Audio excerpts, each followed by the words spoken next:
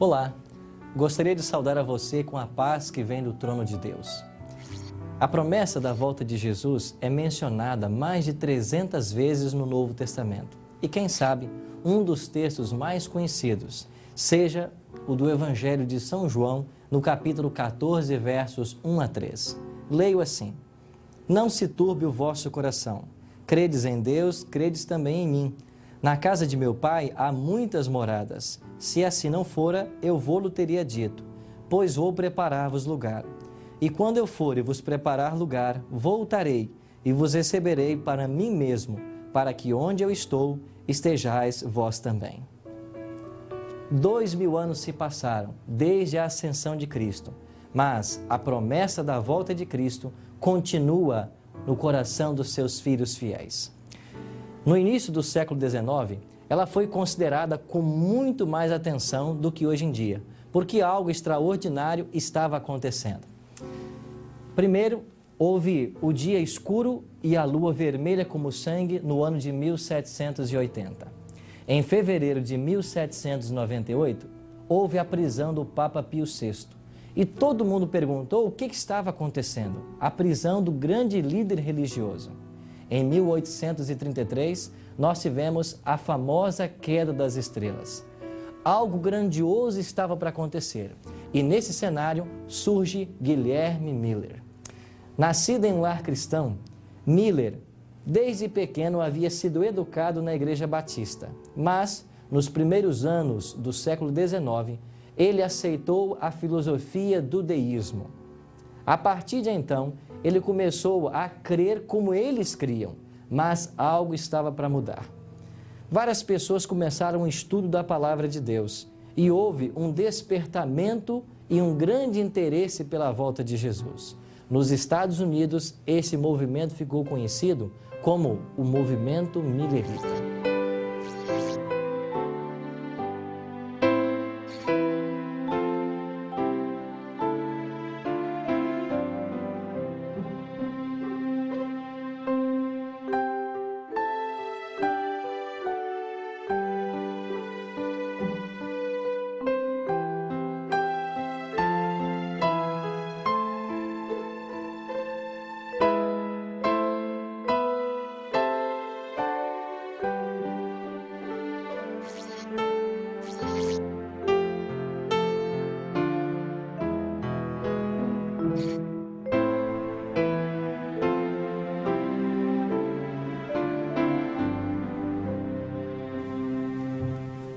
O movimento millerita nasceu no século XIX. Guilherme Miller conseguiu reacender a chama da verdade de que Jesus voltaria a essa terra antes dos 1000 anos, contrariando o pensamento predominante de que a civilização chegaria a um apogeu, haveria 1000 anos de paz antes da volta de Jesus. As profecias de Daniel relacionadas a períodos de tempo, desde a Idade de Ouro de Babilônia até o Quarto Império, Roma, com a sua queda em 476, era tido por todos com muita claridade. Porém, o período que separava o Quarto Império até a volta de Cristo ainda era obscuro no estudo das profecias. Em Daniel, no capítulo 12, versículo 4, o anjo disse assim para Daniel: Tu, porém, Daniel, encerra as palavras e sela o livro até o tempo do fim. Muitos o esquadrinharão e o saber se multiplicará. Essa profecia cumpriu-se literalmente. Piedosos estudantes da palavra de Deus começaram a buscar o significado desse momento profético que eles estavam vivendo. Entre eles estava Guilherme Miller. Mas Guilherme Miller não foi o primeiro a estudar as profecias de Daniel. Pastor Tim, antes que Guilherme Miller chegasse às suas descobertas em Daniel, já havia outras pessoas que haviam estudado o livro e chegado a algumas conclusões?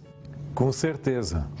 Nós temos, por exemplo, Joaquim de Fiore, ou Joaquim Flores, na Idade Média, Martinho Lutero, no período da Reforma, e outros mais. Um indivíduo que se destacou realmente no estudo das profecias foi Sir Isaac Newton. Ele escreveu mais sobre religião e profecias do que realmente sobre ciência. E nós temos aqui um manuscrito original dele, do punho dele mesmo, sobre a brevidade da segunda vinda de Cristo. Aqui na frente nós temos a sua obra, Observações sobre as Profecias de Daniel e o Apocalipse de João, publicado em 1733. Esta é uma cópia original que nós temos. E, por sua vez, aqui está a tradução ao português, publicado no Brasil, em São Paulo, pela editora Édipo. Então, isso aqui é uma preciosidade. Esse manuscrito original pertence aqui ao Centro de Pesquisas Adventistas da Universidade de Andrews. Mas existem outros autores que também escreveram sobre esse assunto. O aprisionamento do Papa Pio VI, em fevereiro de 1798, assinalou o início do tempo do fim, onde houve um grande despertamento no estudo das profecias bíblicas em todos os continentes do mundo. E Guilherme Miller e o seu movimento chamado de Millerismo foi parte desse grande movimento mundial, com ênfase aqui na costa leste dos Estados Unidos.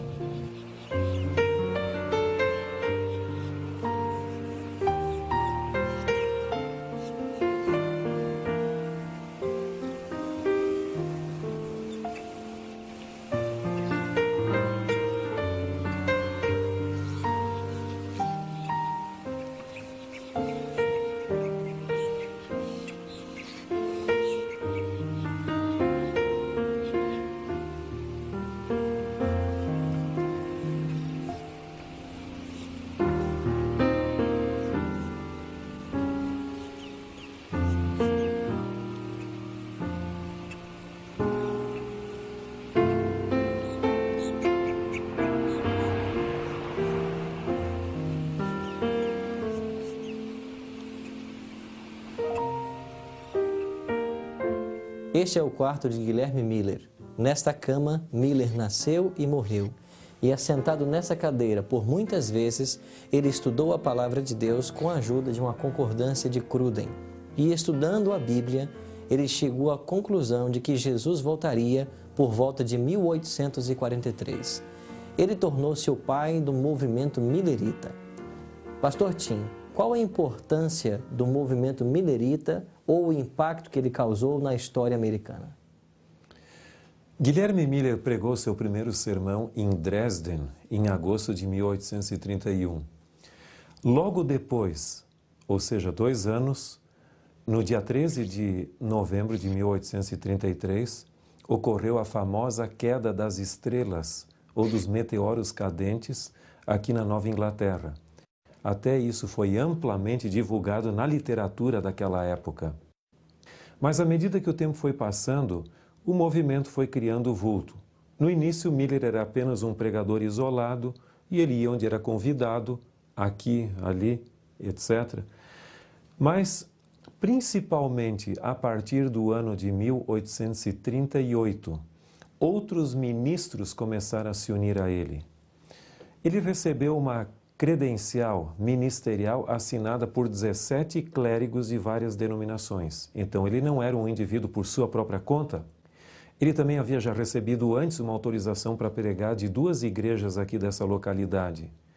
Mas a realidade é que a partir de 1839, do final do ano, e também início do ano seguinte, o movimento criou vulto. Então, na história americana, nós consideramos o movimento millerita como existindo de 1839 até 1844 com o desapontamento. E depois houveram ramificações. Nós não temos uma ideia exata de quantas pessoas se uniram a ele. Sabemos que cerca de 200 ministros ordenados se uniram a ele na pregação da segunda vinda de Cristo nos Estados Unidos, sem contar um número bem maior de pregadores voluntários. A estimativa quanto ao número de adeptos que o movimento interdenominacional millerita teve oscila em torno de 50 mil a 100 mil adeptos formais. Mas há um autor chamado Cross, no seu livro The Burnt Over District, que falam que existiam também cerca de 1 milhão de céticos expectantes. Pessoas que não esperavam a vinda de Cristo, mas que criam que alguma coisa poderia ocorrer naquela época, de sobrenatural. Agora, em termos literários, é impressionante que o movimento milerita tinha cerca de 40 periódicos diferentes publicados nesse curto período de tempo, sem contar inúmeros panfletos e livros. Foi um fenômeno literário nesses 5 ou 4 anos de existência do movimento. Pastor Tim, o senhor poderia explicar para nós, quem sabe brevemente, o que a palavra de Deus quer nos dizer quando Daniel diz que o santuário seria purificado depois que se passassem 2.300 tardes e manhãs? Se nós abrirmos a Bíblia em Daniel capítulo 8, dos versos 9 a 14, nós temos a descrição da atuação de um chifre pequeno que se tornou muito grande. Algumas pessoas procuram interpretar esse chifre como sendo Antíoco Epifânio. Mas, em realidade, no período intertestamentário, a atuação dele foi significativa, mas tinha uma dimensão local, não teve uma dimensão tão ampla. O verso 14 nos diz que, depois do período de atuação desse chifre pequeno que cresceu, o santuário seria purificado. E é interessante que o verso 17 acrescenta que essa visão se refere ao tempo do fim. O verso 19 diz que é o último tempo da ira e também ao tempo determinado do fim. E o verso 26 acrescenta que a visão da tarde e da manhã é verdadeira e ela se refere a dias ainda muito distantes. Então, um cumprimento local no período intertestamentário com Antíoco Epifânio, como alguns querem, não cumpre a expectativa da visão que diz que se refere ao tempo do fim. E eu creio que não pode haver dias posteriores ao tempo do fim em si. Então, tem que ser no período do tempo do fim, que nós cremos que começou em 1798, com o grande despertamento no estudo das profecias de que fala Daniel ali. Mas é interessante também acrescentarmos que o verso 27 diz que Daniel ficou doente e enfermo, não pôde trabalhar, porque não havia quem entendesse a visão. E se você ler o capítulo 9 de Daniel, versos 20 a 27, você verá que o anjo Gabriel posteriormente veio para fazer Daniel entender a visão. E ele diz no verso 23, no princípio de tua súplica saiu a ordem, e eu vim para te o declarar, porque és muito amado, considera, pois, a coisa e entende a visão. E o verso 25 acrescenta, sabe e entende, desde a saída da ordem para restaurar e para edificar Jerusalém. Então, o capítulo 9 é uma explicação à visão que Daniel não entendera das 2.300 tardes e manhãs. E aqui diz que o ponto de partida seria a saída da ordem para restaurar e edificar Jerusalém. Isso nos leva a Esdras, capítulo 7, verso 13, onde fala de um decreto para a restauração de Jerusalém. Haviam ocorrido 2 anteriores que não se tornaram plenamente efetivos. E também há depois o de Neemias, que são cartas autorizando ele para que os governadores lhe dessem permissão para passar pelo local ali. Mas em Esdras 7, 13, nós temos uma referência ao decreto de Artaxerxes, de 457 a.C., que é o ponto de partida dessa profecia.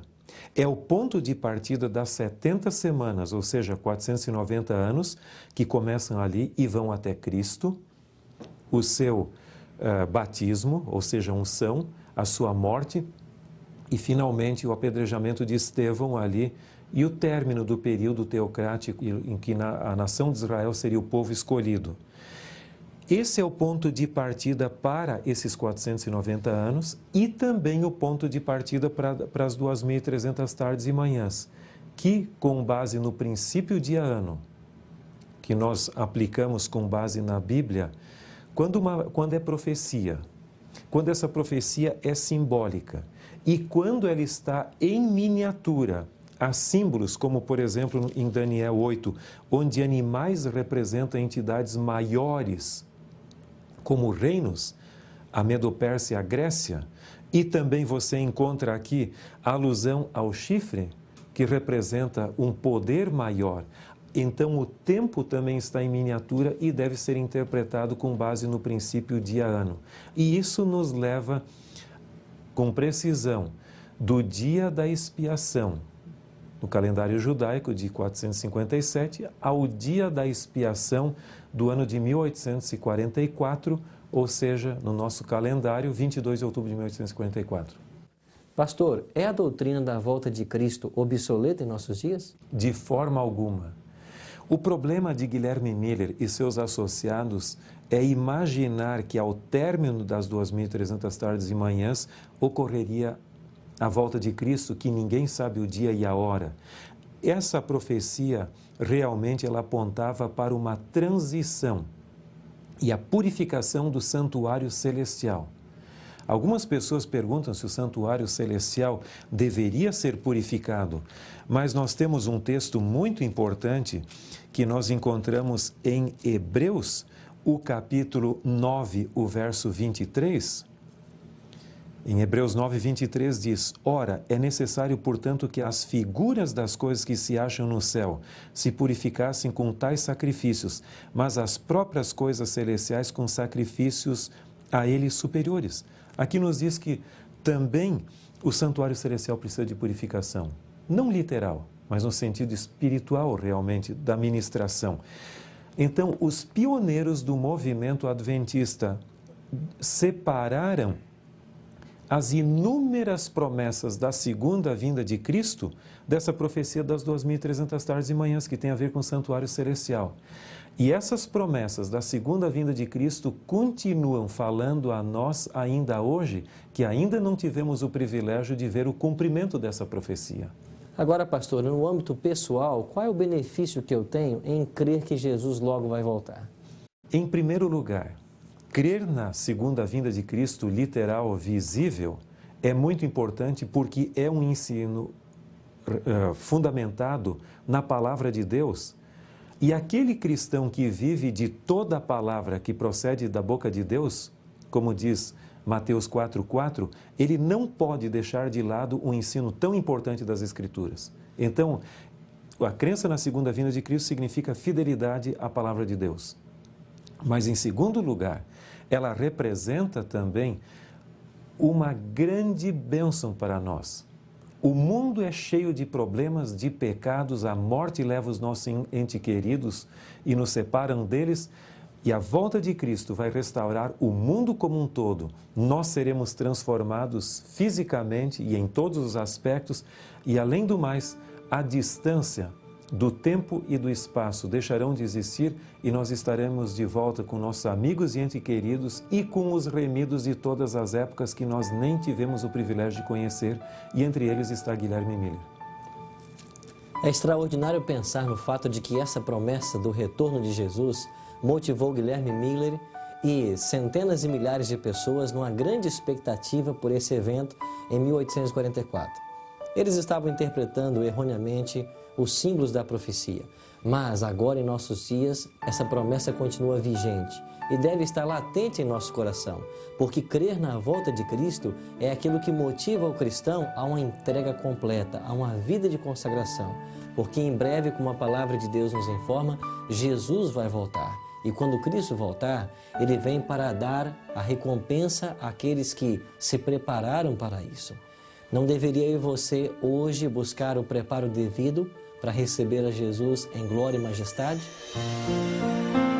A minha decisão hoje é que, após haver compreendido que em breve Jesus voltará, decido hoje me apegar às promessas da sua palavra de que em breve virá e fazer todos os preparativos para estar pronto naquele glorioso dia e também ajudar meus parentes e amigos a se prepararem para que muito em breve encontremos Jesus nas nuvens dos céus. Se esta é a sua decisão, ore comigo agora. Grandioso Deus e bom Pai, Obrigado pela tua promessa de que em breve voltará para buscar a todos nós. Que nós possamos acreditar que breve Cristo vai voltar e buscar em nosso viver diário fazer todo o possível para estarmos prontos para este glorioso encontro. Em nome de Jesus nós choramos. Amém. Os mileritas, logo depois do grande desapontamento, se dividiram em 3 grupos. O primeiro deles, liderados por Josué Raimes, cria de que a data estava errada, mas o evento correto. Ou seja, Jesus poderia voltar a qualquer momento, mas não no dia 22 de outubro, como eles pensavam. O segundo grupo ficou conhecido na história como os espiritualizadores, e eles receberam esse nome porque acreditavam de que a data estava correta e o evento estava correto. Ou seja, Jesus havia voltado em 22 de outubro, mas a sua vinda havia sido uma vinda espiritual. Um terceiro grupo, e entre estes estavam aqueles que formariam a Igreja Adventista do Sétimo Dia, acreditava de que o evento estava errado, mas a data estava correta. Ou seja, alguma coisa de fato aconteceu em 22 de outubro, mas não foi a volta de Cristo. Então, a este grupo competia responder 2 perguntas. Primeiro, o que de fato aconteceu no dia 22 de outubro? Segundo, qual seria o santuário a ser purificado? Por isso, a doutrina do santuário será precisamente o tema que nós iremos estudar em nosso próximo encontro. Até lá!